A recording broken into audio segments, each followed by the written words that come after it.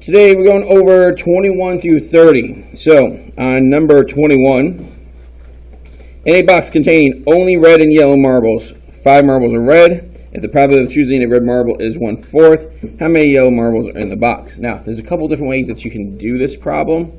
They gave you the probability of choosing a red marble. They want to know the number of yellow marbles. So you could choose to change the probability first around to what would be the probability of pulling a yellow marble, and then solve it using a proportion. So if a 1/4 chance is the probability of a red marble, the probability of picking a yellow would be 3/4. Now, like I said, you can do this a couple different ways. I would set up a proportion, but again, I'll explain this a couple different ways for this one. So I have a 3/4 chance of picking a yellow marble. What I want to have happen is I want to pull a yellow marble. So I'm going to put number of yellow marbles on top, which is what I don't currently know. On the bottom, I would have all the marbles, which would be the red and the yellow together. So there's 5 red and then an unknown number of yellow. Now, I like this method of solving this one because it's giving me an equation that we can solve. Question? You get a 1/4 out of marbles, right? 5 marbles are red. Plus, what would be 5 times 4? And what would be the I know. So, again, there's more than one way to do it. I'm going to explain it, like I said, more than one way. I'm showing it with an equation first because I'm a math teacher, so I like to do equations. But again, you can also reason it out, which is what you're doing. So, again, I'll go over that method in just a second. All right.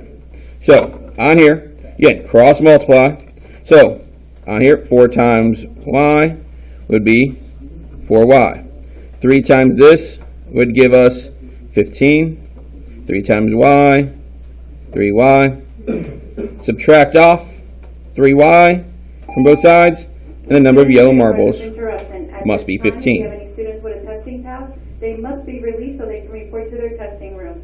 Once again, if you have any students with a testing pass, they must be released at this time so they can report to their testing room. Like nobody else expected to be in testing today, right? Okay. All right, so on here, that's the final answer. Now, it is possible to do this another way. Like I said, I'm a math teacher. I like setting an equation and then solving it using the equation.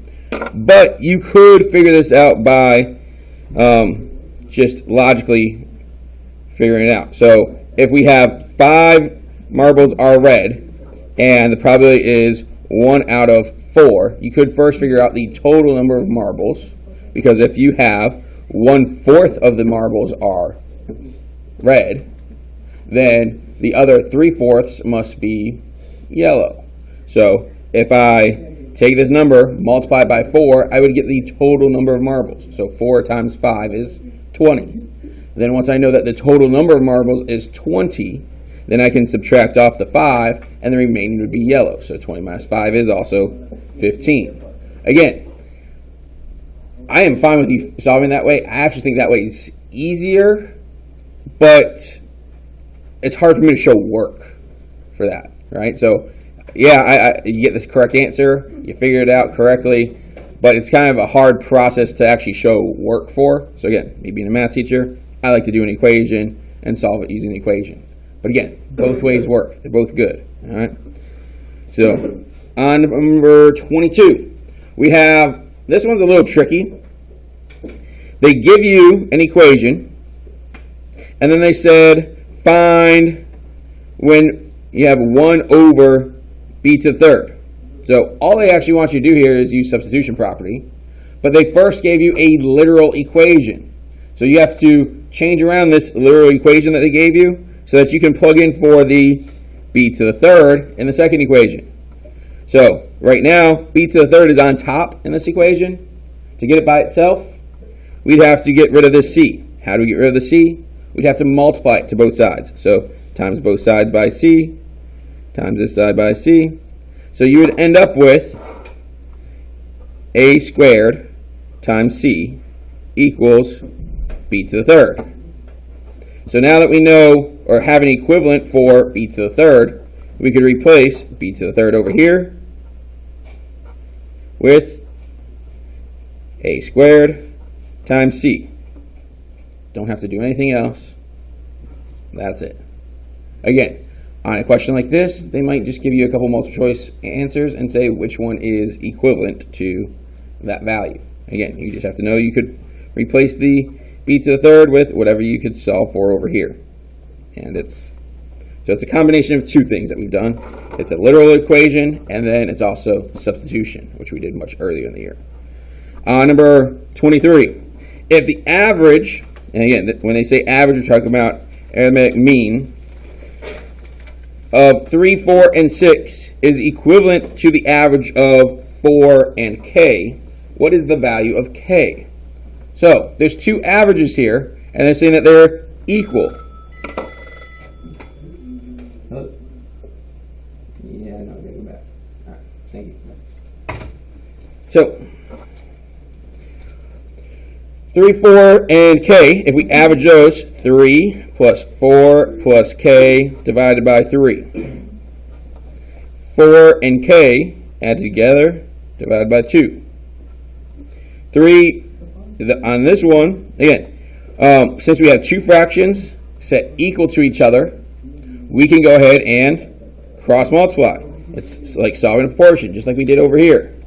So, I'm going to multiply the 2 to those, the 3 to those. So if I do 2 to these, 2 times 3 is 6, plus 8, plus 2k. 3 times this would be, oops, I started writing the wrong number there, 12 plus 3k. Now, if you wanted to, you could have added these together first before you multiplied. You get the same number either way. So 6 plus 8 ends up becoming 14. If you had added these together first before you multiplied, you'd had 7, and then 7 times 2 is 14. Now, you need to move these values around so that you're solving for k. So, subtract off the 2k. And we can go ahead and move this 12 over to the other side by subtracting it off as well. So, k is equal to 2. And that's our final answer. Is it warm in here? Yeah. Okay.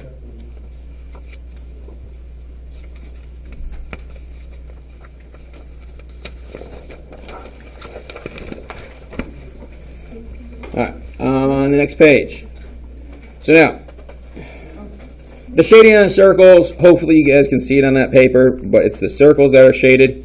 It wanted to find the probability of landing in the shaded region, which is, it says, one of the 4 circles inscribed in the square, the side length 10. So here, this length is 10. That would mean that the diameter of each one of these is 5. So if we're looking at the radius of each circle, it would be 2.5, right? So all the circles are the same. So we have to find a couple things here. Area of the square.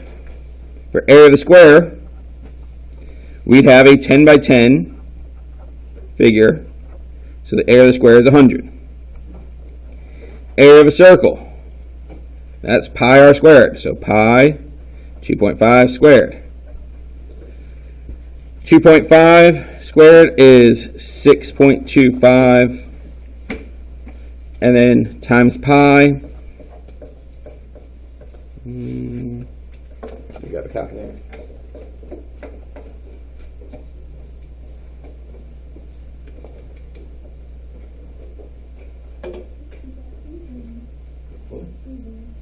Yeah.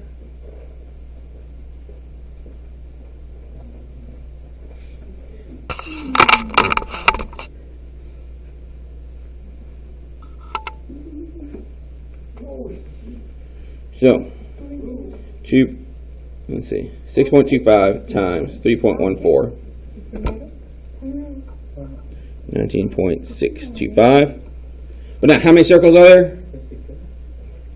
There's 4, right? So, times this by 4, you get 78.5. So, find the probability of landing in the shaded region. This is our area of the shaded. This is the area of everything. So, 78.5 over 100. That could be an answer. You could change this to a decimal. If you actually divide by 100, you get 0.785. Or you could change it to a percent, which would be 78.5%. Again, probability you can write either as a fraction, a decimal, or a percentage. So depending on what your answer choices are, it can be one of those three things. Right?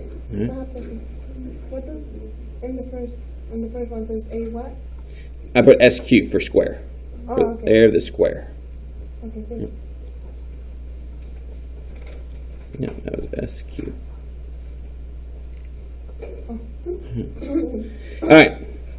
On 25, Brianna earns $12 per hour for each hour that she works as a salesperson at a mall, plus an additional $5 for each pair of shoes that she sells. Write an equation that represents the amount Brianna earns in dollars if she sells N pairs of shoes while working 8 hours. So, she gets $12 per hour. So, $12 per hour plus $5 per shoe, and N being the number of shoes. Now, it says write an equation. So, we need to set it equal to something. So, did it say what to call what she makes?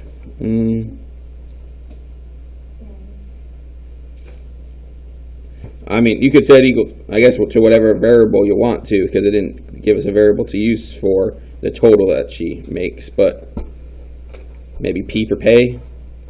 You could, again, whatever letter you want to use there. But this would be the expression, and then set it equal to some value to make it into an equation.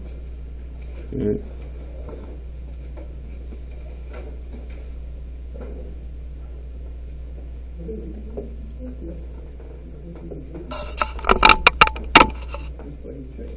So now, on 26. 26, you can do this a couple different ways, but you can reason it out a little bit, because on here, they tell us that in this figure, WOY and XOZ have a measure of 74. So WOY, so this entire angle here and this entire angle here are both 74, right? Well, guess what? Since those two have the same measure and this angle is being shared, these two must be congruent. Because if you have the same measure and they're overlapping, then the other two parts where they're not overlapping would have to also be the same. Because if you took this value that we have for S and subtracted it from either one of these angles, you get the exact same number, right? So, if they are telling us that this is 35, then T must also be 35. If you wanted to go through more steps, we could prove this another way. This entire angle was 74. We could say 74 minus 35, which would be 39, so that you get that angle. And then this angle is also 74, so then 74 minus 39 brings us back to 35. So either way you look at it, the answer is 35. If each number in a set, so they give us a set, were to be multiplied by -2, a new set would be formed consisting of 6 numbers. How many of the 6 numbers on the new list would be positive numbers? So since we're multiplying by negative, what would have to be true about the original numbers for them to be positive? The original numbers would have to be, if you multiply a positive number by a negative, you get a negative number, right? If you multiplied 0 by a negative number, you get 0. If you multiplied a negative number by a negative, then you get a positive. So, if we look for all the ones that were negative in the original, you have 2 negatives. When you multiply those two by -2, they'd become positive. So there are 2 values on the list that would be positive numbers.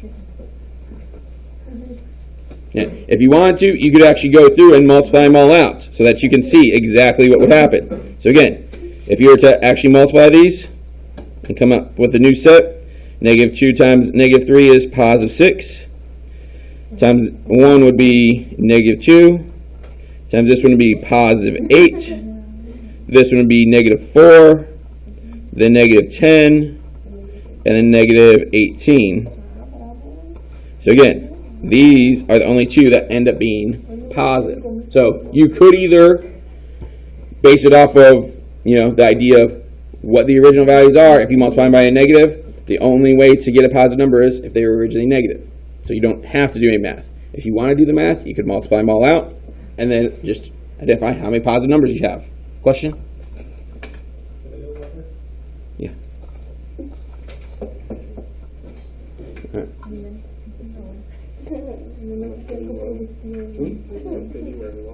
Okay. On number 28, in the figure below, the center of the circle is point D. So, again, this is the center of the circle. Segment AC is tangent to the circle at point B. So this is the point of tangency, which means that this is now a right angle. They also tell us that measure of BDA, which is this angle right here, is 60 degrees. They want us to find BAD. So, in this figure, we have two angles in a right triangle, right? So, all three of the angles in the triangle have to add up to what? 180, right? So, if we subtract the two that we know from 180, we'd be left with 30.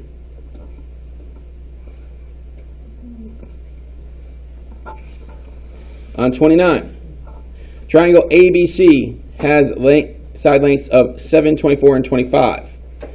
Triangle DEF has side lengths of 5, 12, 13. How much greater is the perimeter of ABC than DEF? So if we add those up, 7 plus 24 plus 25, the perimeter here is 56. If we add up the others, 5 plus 12 plus 13, we get the perimeter for these is 30.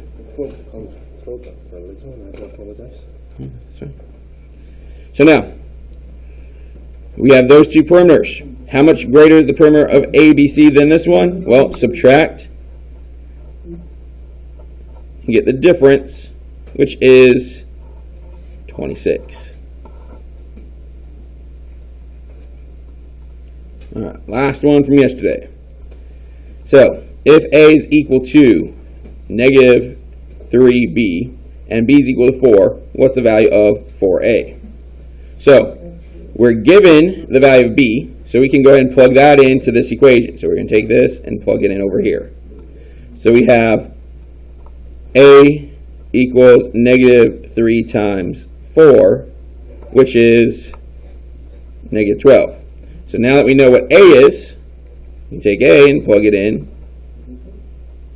over there to that equation. So 4 times negative 12 is negative 48.